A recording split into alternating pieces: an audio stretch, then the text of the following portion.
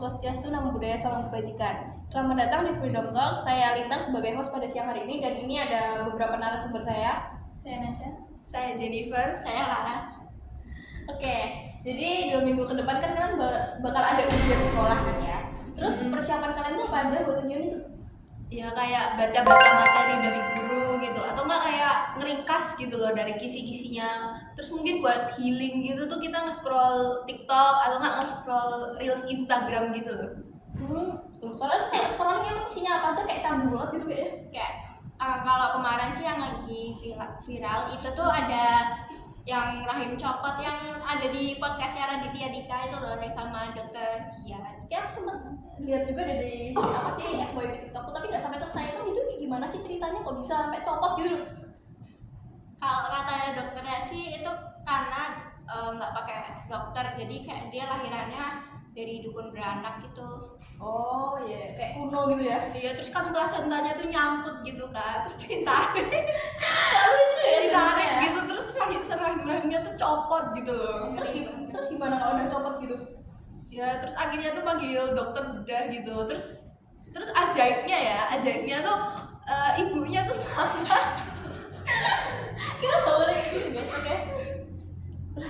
Selamat, kok bisa gitu loh, kok udah copot tapi selamat. Emang nggak misalnya amit-amit, apa sih amit-amit? Ya pokoknya udah kehabisan darah gitu loh di jalan gitu. Ya mana kita tahu, mungkin belum direstuin meninggal gitu ya. Oh iya. Oke. Terus kalau kamu apa aja? Emang di tempatku isinya itu doang sih, Gaza semua. Terus kamu tahu gak tentang kayak rahim copot ini? Jangan-jangan cuma itu doang gitu. Tahu dong. Waduh. Oke. For di pageku tuh juga Gaza tahu, kayak yang apa sih yang kayak banyak anak-anak kelaparan gitu, atau enggak kayak yang apa sih yang bangunan-bangunan dibom roboh gitu loh. Kasian tahu ya lu. Iya sih. Kasihan sih. Kalau kalau yang nggak cuma Gaza nggak sih, kayak yang di Sudan. Oh iya. Oh yang Ah, di itu Afrika apa? Selatan itu loh, yang itu juga di ini kan, kayak perang antar saudara gitu. Gimana tuh perang antar saudara tuh kayak gimana? Jadi kayak ada 2 kubu gitu kan, terus kayak saling ini, terus masyarakat sipil kayak juga ikut kena korbannya. Ya, jadi pokoknya perang ini tuh kayak nyebar gitu loh. Dulu kan awalnya cuman apa sih, dulu tuh kan Ukraina Rusia tuh. Terus lama-lama jadi Palestina Israel, terus semenjak Palestina Israel tuh kayak menyebar gitu loh. FYP kalian tuh seru-seru ya, kok FYP ku jeduk-jeduk semua ya? Jadul berarti. Update, oke. Terus apa? Yaudah ceritain dong Gaza itu gimana sih maksudnya tuh? Jadi katanya di Palestina itu masjid di sana tuh kayak mau roboh gitu loh. Terus jadi Pak Prabowo lagi bahas di PBB pidato kemarin. Iya, jadi itu Pak Prabowo tuh udah ngomong di PBB kalau nggak salah tuh 20 menitan. Nah, menurutku tuh itu kayak pembukaannya tuh bagus gitu loh. Bagus tuh kayak gimana gitu loh? Ya kan kalau misalnya pembukaan tuh pasti harus laras gitu kan sama isinya. Ya pokoknya selaras gitu kan.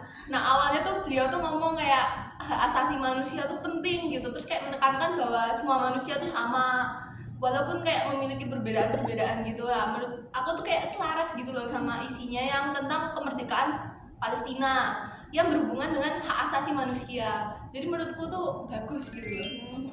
Bagus banget kayaknya ya. Belum nonton aku soalnya. Oke.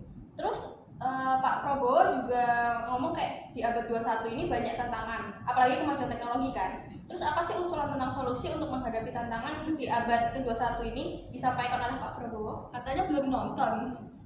Oh iya ya, kurang ajar. Nonton klip-klipan ya? Iya, nonton klip-klipannya di TikTok banyak ya. Iya. Apa ya? Jadi intinya tuh Pak Prabowo nyaranin kalau biar negara-negara itu lebih kompak, soalnya tantangan zaman sekarang kan udah global semua gitu kan. Terus dia juga bilang kalau pemanfaatan teknologi itu harus bijak dan jangan sampai bikin masalah baru. Lanjut. Nah, pasti kan nggak cuma ngomong doang dong tentang solusi-solusinya itu. Pasti juga ada aksi. Nah, apa sih kontribusi Indonesia dalam perdamaian dunia itu? Buat kontribusi Indonesia itu ya salah satunya mendirikan dan jadi anggota organisasi internasional gitu kan, kayak PBB dan ASEAN. Terus Indonesia tuh juga menginisiasi gerakan non-blok untuk menolak aliansi mengirim pasukan Garuda yang dalam misi pemeliharaan perdamaian PBB.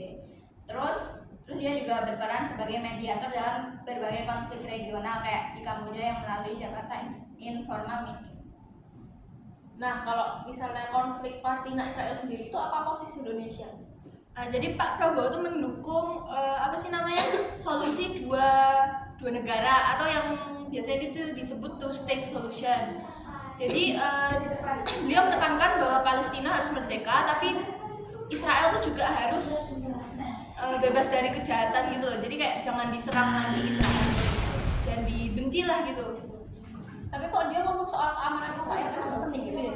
Iyalah, soalnya kalau perdamaian tuh bakal rapuh kalau salah satu pihak masih ngerasa terancam gitu. Jadi kayak kalau Israel merasa aman, kalau Israel merasa aman dan Palestina merdeka, barulah dua-duanya bisa hidup berdampingan tanpa ada rasa curiga. Terus kalau nggak salah Pak Prabowo juga menyinggung masalah perubahan iklim nggak sih? Apa sih hubungannya sama pidato itu? Kan perubahan iklim itu masalah yang global, semua negara pasti kena dampaknya. Jadi negara-negara itu harus bersatu agar bisa menyelesaikan masalah ini bersama. Apa solusi yang disebutkan oleh Pak Prabowo terkait masalah perubahan iklim? Pak Prabowo tuh menyebutkan bahwa Indonesia akan membangun tembok laut raksasa sepanjang 480 km, serta berjanji bahwa Indonesia akan mencapai emisi nol bersih pada tahun 2060. Selain itu, langkah-langkah konkret seperti mereboisasi lebih dari 12 juta hektar lahan terdegradasi, mengurangi degradasi hutan, dan memberdayakan masyarakat lokal dengan lapangan kerja hijau. Terus juga Indonesia sedang beralih dari pembangunan berbasis bahan bakar fosil menuju pembangunan berbasis energi terbarukan. Oh iya, katanya Indonesia mau ekspor beras ya kalau nggak salah juga aku pernah dengar nih. Maksudnya tuh ekspor beras tuh apa sih? Jadi pokoknya tuh dia mau bilang kalau produksi beras di Indonesia tuh udah bagus banget. Terus udah swasembada juga, jadi stoknya tuh aman. Jadi kita bukan cuma bisa makan sendiri, tapi bisa bantu negara lain juga. Makanya dia bilang siap ekspor termasuk buat bantu Palestina. Kayak ekspor-ekspor, emang nggak apa-apa tuh ekspor-ekspor? Ntar stok kita habis gimana? Nggak apa-apa, katanya tuh ekspornya itu dilakukan karena cadangan kita tuh udah tinggi, bukan ngambil jatah dalam negeri. Jadi ekspornya tuh lebih ke solidaritas kemanusiaan, bukan buat gaya-gayaan. Terus Pak Prabowo juga bilang Indonesia siap untuk ada kalau PBB itu butuh. Maksudnya tuh apa? Kayak maksudnya Indonesia siap ikut turun tangan kalau PBB minta bantuan buat misi perdamaian, bisa dalam bentuk pasukan penjaga perdamaian, bantuan kemanusiaan, atau dukungan logistik. Jadi Indonesia bukan cuma ngomong doang, tapi siap ikut aksi kalau dunia lagi butuh. Jadi tuh Indonesia kayak dia tuh mau bantu negara-negara yang butuh gitu ya? Iya. Jadi kayak bukan cuma ngomong doang, tapi ada aksi nyatanya gitu. Ya nggak tahu ya kalau ini bakal di apa sih? Ditepatin apa enggak ya janjinya, tapi kayak kita lihat PBB tahun depan gitu. Siapa tahu belum lagi. Iya. Oke. 8. Nah, oke. Ya udah, makasih untuk Iya ya. Oke, makasih ya udah mau jadi narasumberku buat di podcast kali ini. Ya, cukup sekian. Saya pamit undur diri. Wassalamualaikum warahmatullahi wabarakatuh.